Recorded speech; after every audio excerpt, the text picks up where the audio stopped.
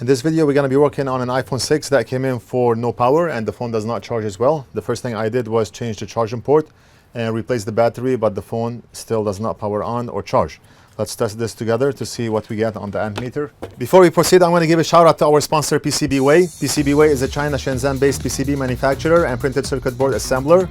With more than a decade in the field of PCB prototype and fabrication, PCBWay is committed to meeting your PCB needs.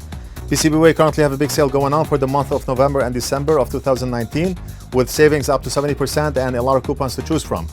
Get an online quote by visiting PCBWay.com or click on the link below and make sure to check them out. And let's proceed with the repair. Okay, so 0 amps being drawn by the phone, which means that the phone is not charging, the battery is not charging, and the phone is not powering on, and no power is being consumed by that phone. The problem is most likely due to the charging IC, the tristar chip. I'm going to take a few minutes to take the phone apart and we'll work on this board together, and I'll be back. Okay. I removed the board right over here.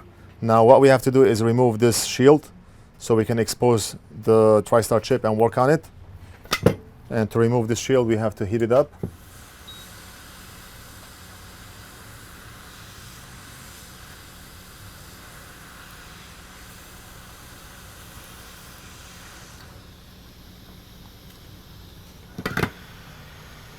The shield is out and the tristar chip is right over here. Let's take a look under the microscope.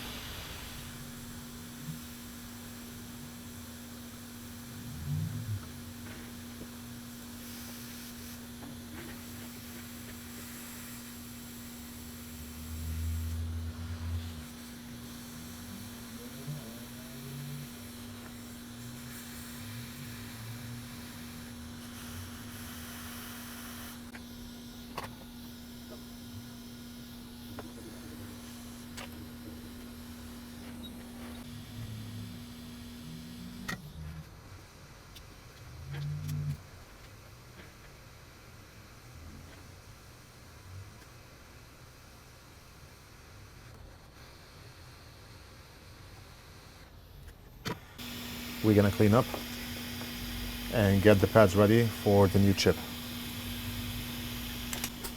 I want to make sure nothing will come in the way of the new chip.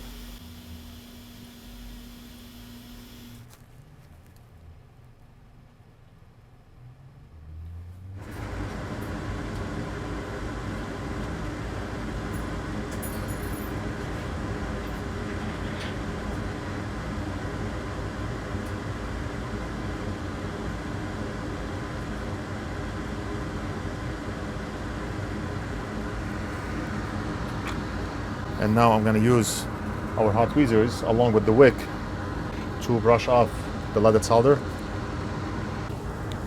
This technique I introduced in a few of our videos where we use the hot tweezers along with a soldering wick to remove solder balls off pads without damaging any pads.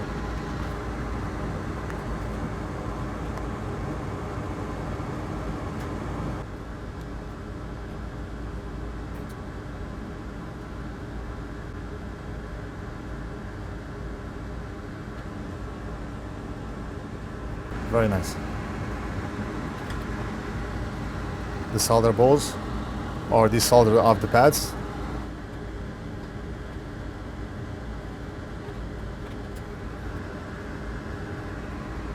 Pin number 1 of the tristar chip should be on the bottom right. Let's grab a tristar chip and start soldering. Tristar chips will be sold on our website in packs of 5. We have very good prices on them. If you are interested, you can log into our website, NorthridgeFix.com, click on the shop section of the site, and you'll see it. I'll also leave a link down below. We have a huge batch of those ICs in stock. And the same IC will work on a lot of different variations of the iPhone. iPhone 6, 6 Plus, 6S, 6S Plus, 7, 7 Plus, I think up to 8.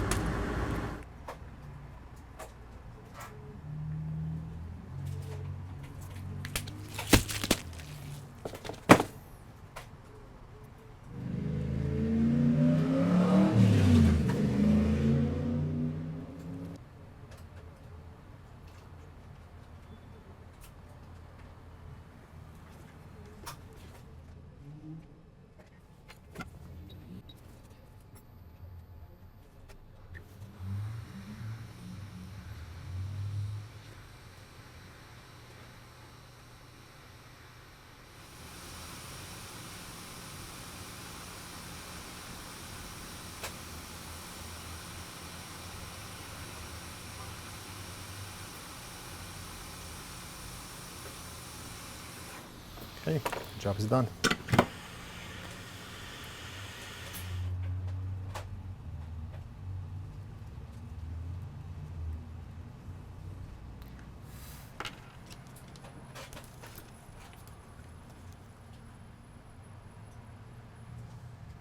Very nice.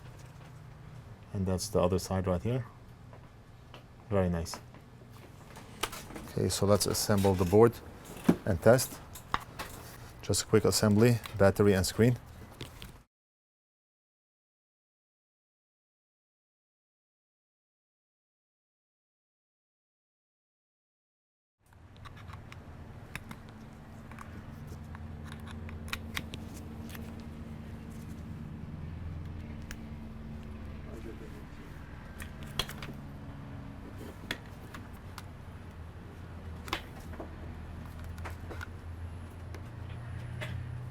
Still zero. Still zero. Maybe there's something also wrong with the battery or the charging flex cable. Let's try a new one right here.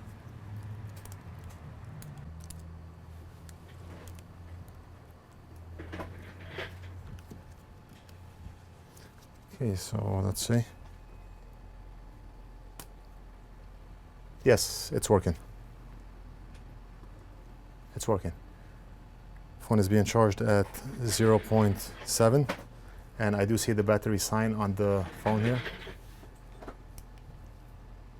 Right there. Great, awesome.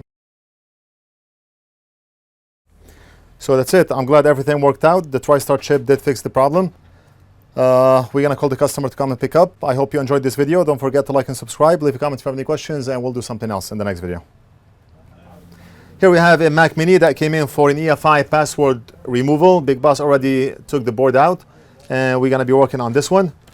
A lot of viewers on YouTube, they ask me, how do you know if this device is not stolen? Maybe the customer stole it and he's coming to you so you can remove the password. While that may be true, we cannot ask the customer if this device belongs to him or not. We are not law enforcement, we are not the police, and we will be just insulting the customer if we ask him such a question. Now, if we know for a fact that this device is stolen, or there is a way for us to find out if this device is stolen, then of course we will refuse service, because we do not like to deal with these type of people, and we do not like to encourage this type of behavior. Let's locate the EFI chip on the board.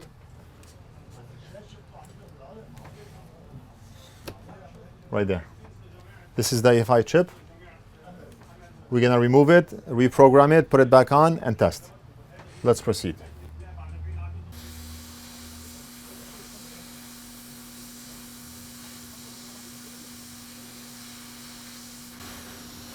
And we have to remember that pin number 1 is on the top right. We get our programmer with the adapter, and we're gonna put it in.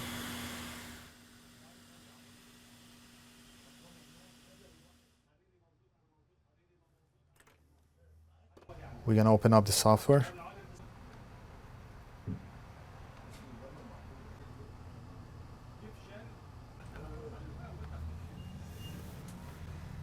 We selected the chip type. Now we're gonna read from that chip. The programmer is currently reading from the chip. And it's done. So let's save that firmware that we just read. And let's call it Mac Mini Bad.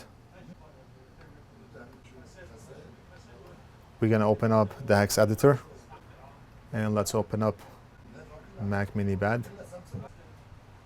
We're gonna look for $SVS.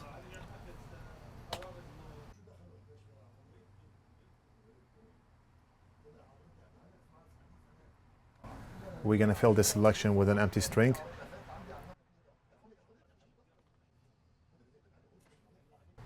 Let's save this file as Mac Mini Good.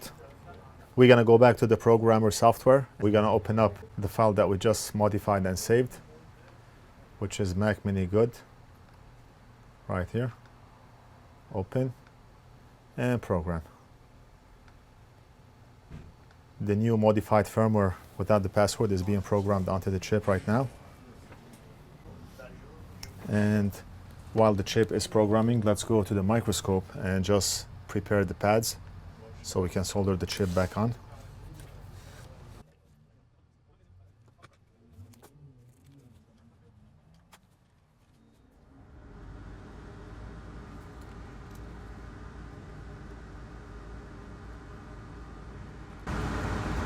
And programming complete.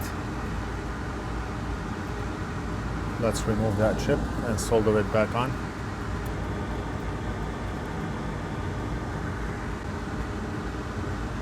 And pin number 1 should be on the top right.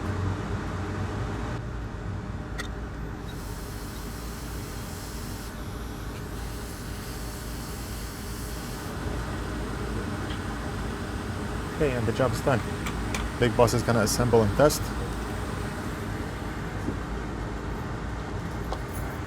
And we still have about 66,000 repairs to finish, so I'm going through these one after the other.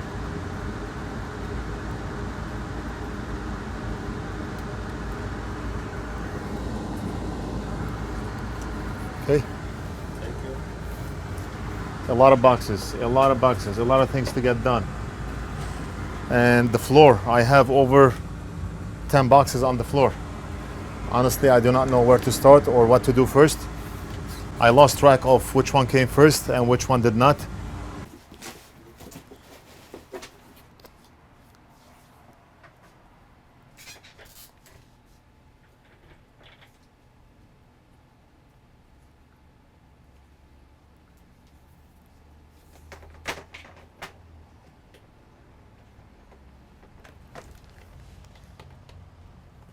Okay, HDMI input.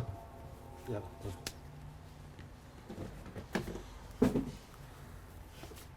The chime came on. I have the option keep rest.